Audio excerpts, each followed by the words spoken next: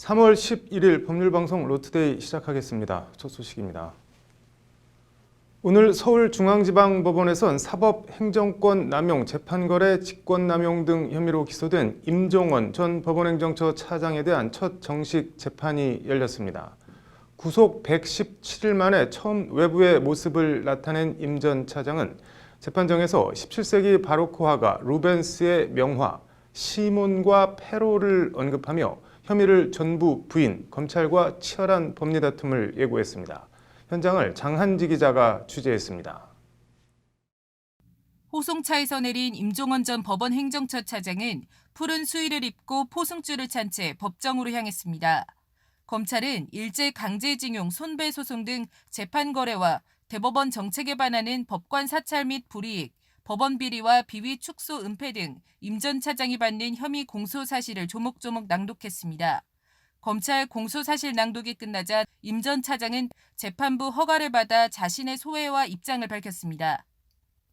임 전 차장은 먼저 30년간 저는 최선을 다해 사법부를 위해 일했다. 사법부가 적폐청산 대상으로 내몰려 마음이 무겁다는 말로 현재 상황에 대한 소회를 밝혔습니다. 임 전 차장은 이어 양승태 사법부가 검찰이 단정하듯 터무니없는 사법 적폐 온상으로 치부돼선 안 된다. 법원 행정을 담당한 법관들에게도 선의가 있었다며 혐의를 전면 부인했습니다. 법원 행정처가 할 수 있는 일과 해야 하는 일이 사실상 경계가 분명치 않다. 사법부를 위해 원만한 관계를 설정하고 국가기관 상호 이해 협조를 구하는 역할을 행정처가 담당할 수밖에 없다. 사법부가 정치 권력과 유착했다는 것은 결코 사실이 아닌 프레임이다라는 것이 임 전 차장의 진술입니다. 요약하면 판사 블랙리스트 문건이나 재판 동향 파악 등 일부 부적절한 일이 있었다 하더라도 사법행정이라는 행정처 통상 업무와의 경계가 불분명하고 설사 부적절한 문건 작성이 있었다 하더라도 실제 강요나 실행으로 이어지지 않았기 때문에 직권남용죄가 성립하지 않는다는 논리입니다. 임 전 차장은 그러면서 루벤스가 그린 시몬과 페로라는 제목의 그림을 언급하며 무죄를 호소했습니다. 시몬과 페로 그림은 로마 시대 굶어 죽이기형에 처해진 시몬이라는 노인의 딸이 감옥을 찾아가 아버지에게 젖을 먹이는 장면을 그린 그림입니다. 시몬과 페로 그림을 일견하면 영락없는 포르노다. 그러나 피상적으로 보이는 것만이 진실이 아니다라는 게 임 전 차장의 말입니다. 임종원 전 차장 공소사실 상당수가 양승태 전 대법원장 혐의와 겹쳐져 임 전 차장 재판이 양 전 대법원장 재판 예고편이 될 것이라는 분석이 많습니다. 이런 가운데 임 전 차장이 앞으로 재판에서 어떤 진술과 법리를 들고 나올지 법원 안팎에 관심이 집중되고 있습니다. 법률방송 장한지입니다. 네, 법원이 사법행정권 남용 관련 검찰이 통보한 비법관 66명에 대해 오늘부터 관련 내용 파악에 본격적으로 착수했습니다. 남승환 변호사의 시사법률입니다.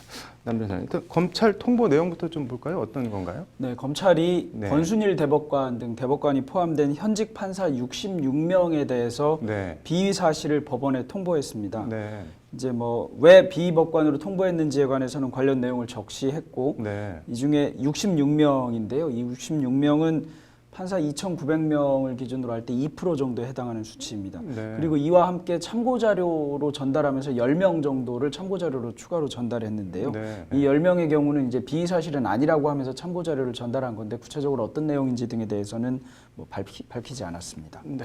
법관 징계는 통상 어떻게 되나요? 지금 법관 징계는 법관징계법이라는 법이 네. 있습니다. 이 법관징계법에 의하면 대법원장, 대법관, 그다음에 도서관장이나 그 해당 판사가 소속되어 네. 있는 기관장에 해당하는 사람들이 법관의 징계를 청구할 수 있고요. 징계를 네. 청구하면서 관련 사실을 조사할 수도 있습니다. 그렇게 해서 징계 청구가 되면 이제 징계위원회가 열리는데 이 징계위원회는 위원장 1인과 위원 6인으로 구성되는데 위원장은 대법관이고요. 네. 그다음에 위원 중에 3명은 법관입니다. 그다음에 나머지 3인은 변호사, 그다음에 법학 교수, 기타 상당한 지식이 있다고 인정되는 네. 자 이렇게 3인으로 전부 7인이죠. 위원장까지 그렇게 네. 구성돼서 징계 열게 되어 있습니다. 네. 지금 대법원 윤리감사관실이 본격적인 자료 검토에 착수했다고 하는데 앞으로 일정이나 전망 이거 어떻게 보시나요? 일단 일정은 상당히 오래 걸릴 걸로 생각합니다. 네. 66명이면 상당히 많은 숫자이기도 하고 혐의도 상당한 것들이고 또 중대한 것들이 많아서 네. 뭐 훨씬 오랜 시간이 소요될 것으로 보이고요. 네. 또 이번에 윤리감사관을 판사가 아닌 개방형직으로 임용하기로 하고서 지금 공석인 상태라서 네. 이러다 보니까 뭐 윤리감사관에서 조사가 되는 시간도 좀 더 소요될 것으로 보이고 뭐 이러다 보니까 아무래도 조금 더 시간이 소요될 것으로 보이고 있습니다. 앞서 권순일 뭐 현 대법관도 비법관 명단에 포함이 됐다고 하는데 대법관이 뭐 비위로 징계를 받은 전례 같은 게 있나요? 제가 찾아보거나 제가 기억하는 네. 바로는 없습니다. 문제된 대법관이 2명 정도 있는데요. 신영철 전 대법관, 네. 고영한 전 대법관입니다. 신영철 전 대법관의 경우에는 그 대법관 윤리위원회, 대법원 네. 윤리위원회에서 징계 대상이 아니라는 의견을 냈고요. 네. 고영한 전 대법관의 경우에는 뭐 징계를 하라는 의견을 냈는데 징계가 결국 이루어지지 않았습니다. 이 2명에 대해서는 나중에 변호사 개업을 했을 때 징계해야 된다는 의견도 있기는 했는데 결과적으로는 두 분 다 징계 뭐 회부도 안 되거나 징계가 안 됐습니다. 네. 뭐 법원 노조 같은 경우는 이 사법농단 연루법관 전원을 재판 업무에서 뭐 즉시 배제해야 된다 이러고 있는데 뭐 이번 사건 어떻게 처리를 해야 된다고 보시나요?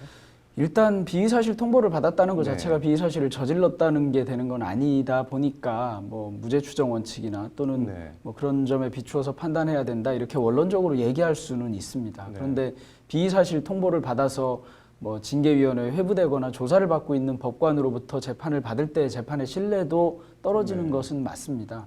그러다 보니까 배제할 수 있으면 배제하면 좋은데 배제할 만한 마땅한 근거도 없기도 하거니와 네. 66명을 일괄해서 배제하는 경우에 아마 재판 업무 자체에도 큰 혼선을 빚을 것 같기는 합니다. 네.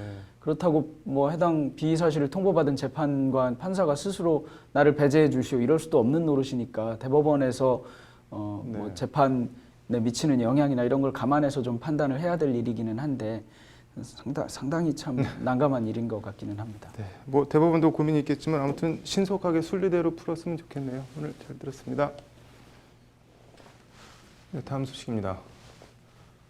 파업을 이유로 회사로부터 손해배상 소송과 가압류를 당한 노동자들이 자살을 생각하는 경우가 일반인의 수십 배에 이른다는 충격적인 조사 결과가 얼마 전 발표됐는데요.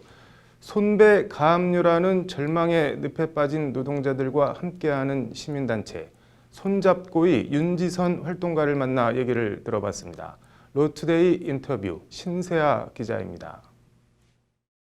강단 있어 보이는 인상의 시민단체 손잡고 활동가 윤지선 씨는 지난 2015년 쌍용차 해고 노동자 김주중 씨로부터 한 통의 문자를 받습니다. 해고 기간 55개월, 국가가 제기한 손해배상액 14억 7천만 원, 퇴직금 가압류, 부동산 가압류라는 문자입니다.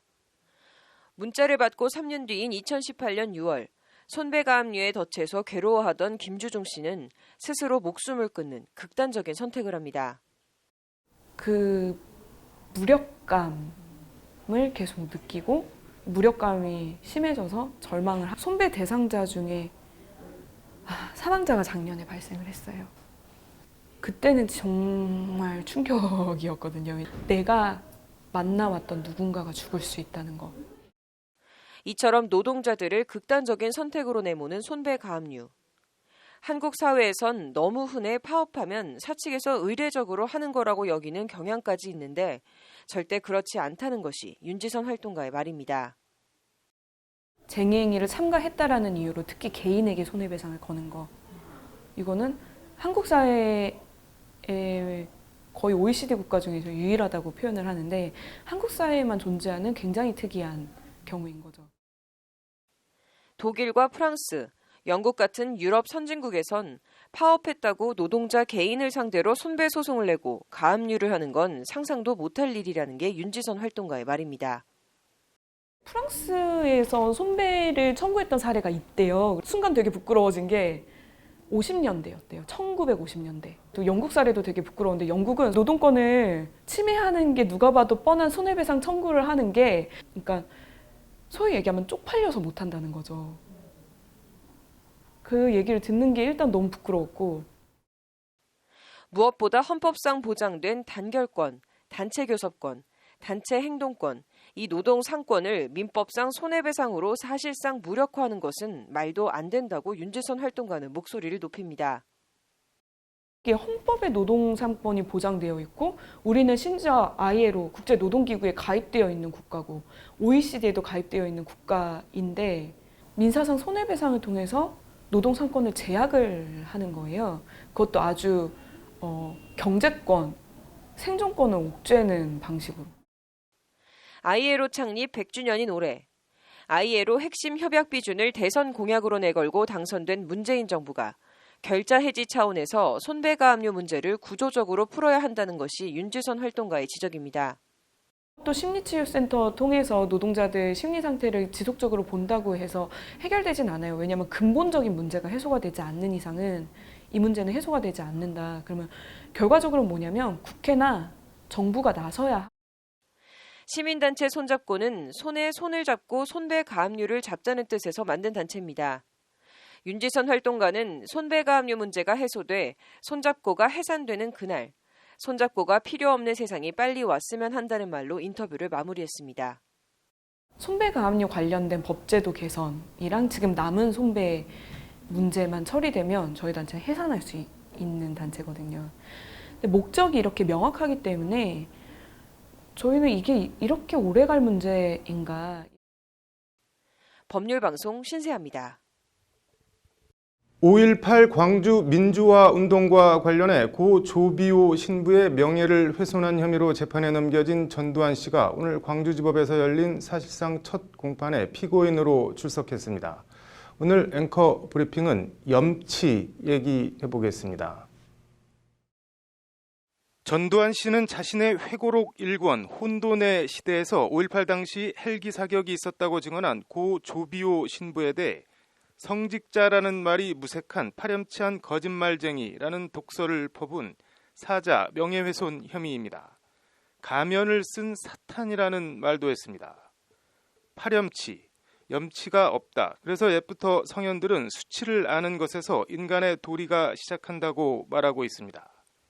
사람은 본디 선하다는 이른바 성선설을 설파한 맹자나 사람은 본디 악한 존재라는 성악설을 주창한 순자 모두 사람의 도리로서 이 염치에 대해 말하고 있습니다.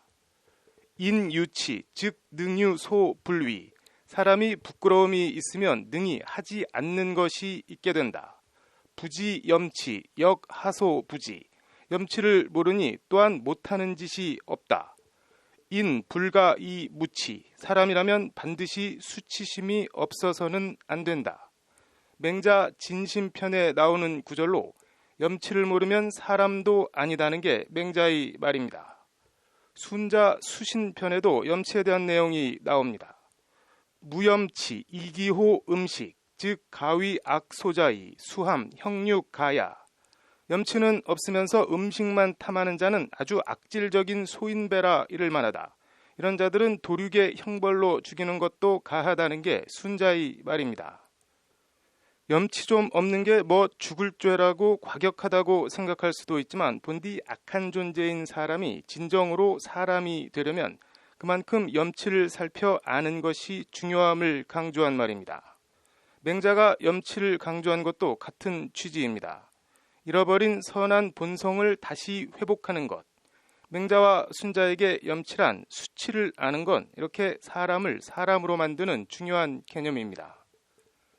사회주의 같은 전체주의를 열린 사회의 적으로 간주한 자유주의 정치 철학자 칼 포퍼는 자유주의자들이 금과 옥조로 삼는 그의 저서 열린 사회와 그 적들에서 관용의 역설을 설파한 바 있습니다. 우리가 관용적이지 않은 사람들에게까지 관용을 베푼다면 관용적인 사람들은 파멸할 것이고 관용도 그들처럼 소멸할 것이다. 무제한적인 관용은 관용의 상실을 초래할 것이라는 게 칼 포퍼의 말입니다. 관용과 포용, 이른바 똘레랑스를 보편적 가치로 중시하는 프랑스나 독일 같은 나라가 역사부정 처벌법이나 홀로코스트법을 두고 역사 왜곡을 처벌하는 것도 같은 맥락입니다.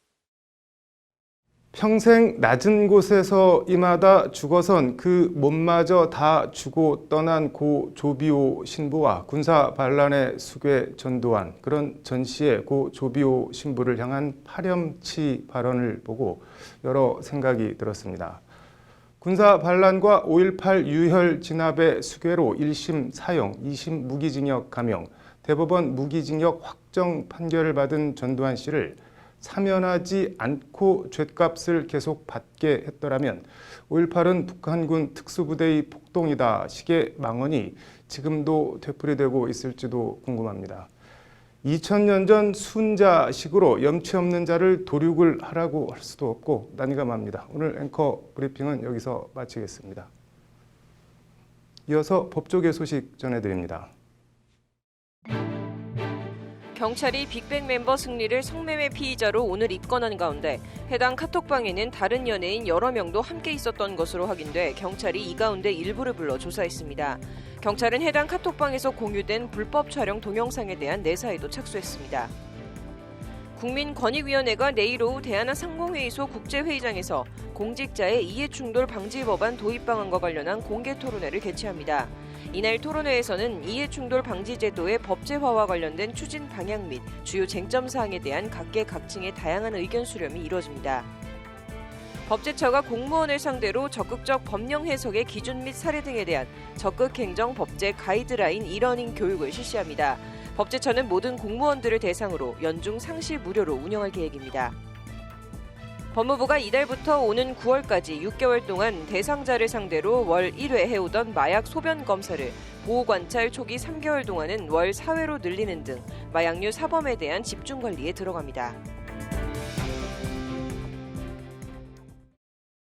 3월 11일 법률방송 러투데이 마치겠습니다. 시청해주셔서 감사합니다.